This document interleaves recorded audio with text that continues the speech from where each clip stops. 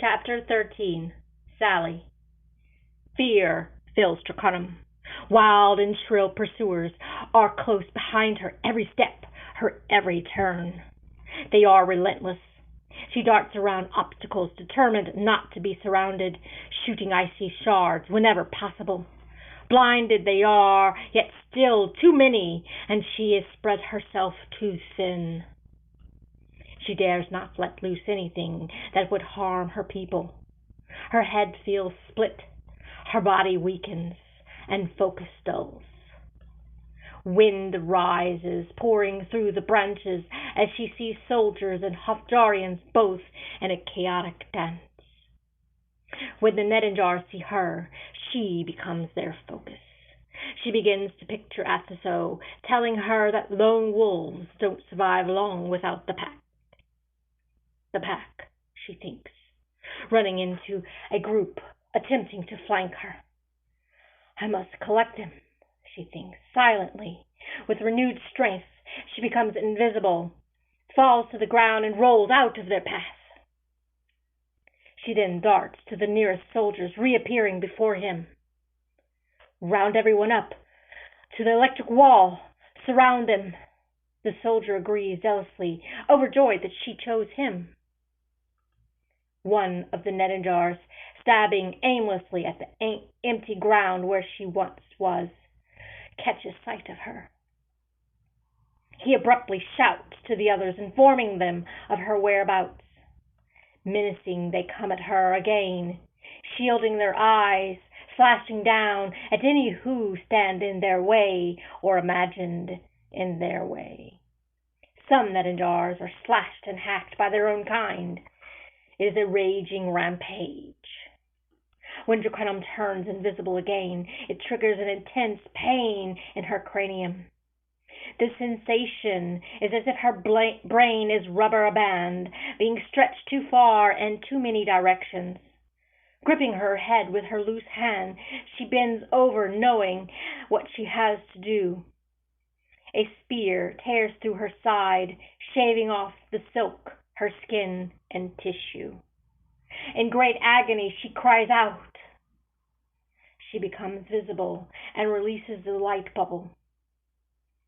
The Nedenjars are energized, sighing of relief. Her head is also relieved, but now she is feeling the drain, the exertion of her efforts.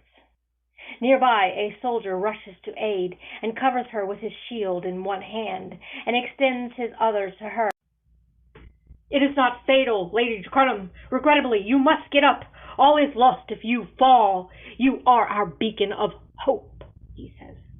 Tricunum stands slowly, enduring the pain, hearing the copious spears beat upon the soldier's shield. She wants to smile at him, but her face is fixed in a scowl. Thank you, is all she manages. With only the lights of the moon, she runs towards her dome wall. The soldier follows her, attempting to shield her backside. He keeps pace well until midway, when he yells out in pain. Ah! It is followed by a sickening thud on the ground.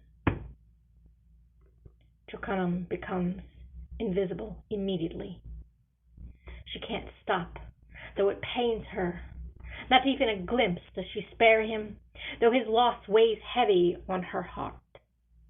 With evil grins, the Nedenjars are relentless in their hunt for Tricunum. Within no time, they discover her by the dust she stirs in her run, and the irregularity of her visage as she quickens her pace. A tree table and benches look welcoming right next to her electric dome. She runs cunningly, twisting and ducking at low times when the savage brutes come close with their frightful weapons. She springs on top of the table, extending her hand towards the dome wall, and draws it towards herself. The wall seems to shrink as it exposes the once protected elves. Now it envelops Tricunum. In this process, some of the Nedenjars are caught in the shifting electric barrier. She delights in this. The night crawlers scream and shake violently. from the electricity. Chanting, she intensifies the barrier with swirling winds and ice as sharp as razors. The large mass shrinks to fit her as a swirling cloak. Despite her protection, one of the nasty spheres makes it in and nicks her chin. The wind and ice shred it. Another sphere makes it in, only to be thrust to the ground, bouncing back up into the busy cloak, which shaves the wood to pieces. These pieces scatter dangerously fast. It is something she did not anticipate. Some of the bits sting as they embed in her exposed skin. Draconium's silk prevents more punctures. With her staff, she is busy blocking many bits that come close to her face. Clinking and pranging noises fill her ears. She strains to see outside her barrier, knowing that she should trust the Hafjarians to surround them and end this here and now. Never before has she dealt so much faith to others, relying on them. Her stomach squirms. She wants to do it all. She always has. The death of that soldier stirs uneasily on her shoulders, making her question her own judgment. All thoughts are lost when the sharp pain digs in her calf. She feels it tear loose something more pain to endure. This time another spear makes it in, and before it is obliterated, she touches it, sending electricity down to the attacker. She fights like this as exhaustion threatens. "You care too much," Storm says in her mind. "One fierce sweep, and be done with it. Why suffer for those who mocked you?" "Shut up," she thinks to him. "Just shut up, Storm." Then the pain in her side throbs forcefully, and she begins to feel faint. She falls. Desperately, she grips her staff and uses it to restand. Any hint of flush in her face has faded. Her mind fogs. She fights with every fiber of her being to maintain her cloak, holding herself up with her feeble arms as the electric storm rages furiously around her.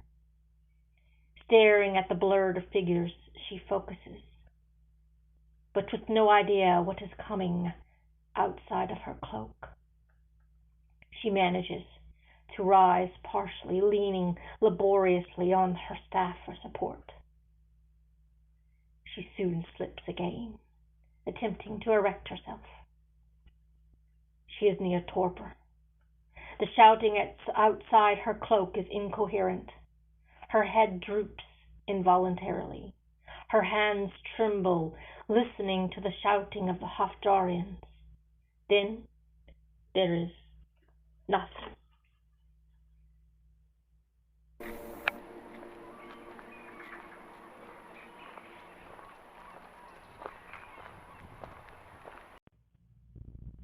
Thank you for listening.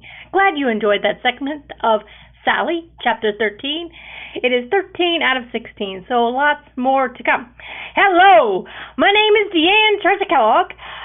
I'm an artist, illustrator, writer. Remember, like, subscribe, and share with your friends. Books are available on Amazon, Ingram, and Barnes & Noble. Ebook or paperback, whatever you like. Thank you. I appreciate you so very much. And until next time.